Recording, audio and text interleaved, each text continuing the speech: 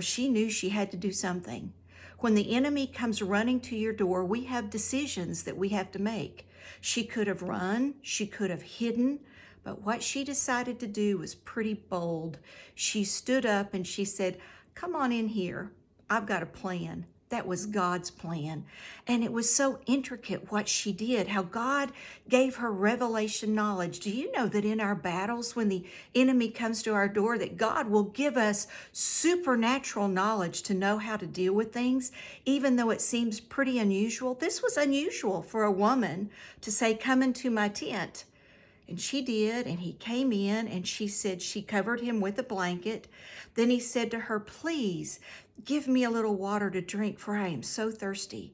And then she opened up a jug of milk. I'm going to get back to this later because this wasn't just an ordinary jug of milk. Covered him, and she said, "Now come in, and the man that comes to inquire of me, say that I am not here, and you shall say no."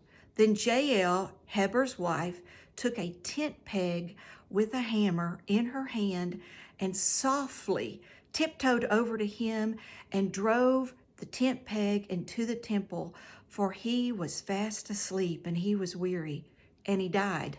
Sounds pretty gruesome, but she was determined to get rid of this enemy. And then Barak, who was pursuing Sisera, Jael said, "Come on and meet the man, your enemy.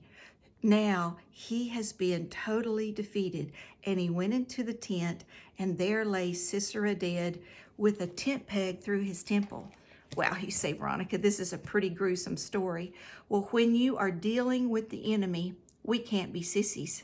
We can't just say, "Okay, you just come and take my family. You just come and take my finances." No, we have to use the weapons that God has given us in our hands. And that's exactly what Jael did. She was a tent dweller. It was her responsibility to put up the tent for her family. She knew how to wield a hammer.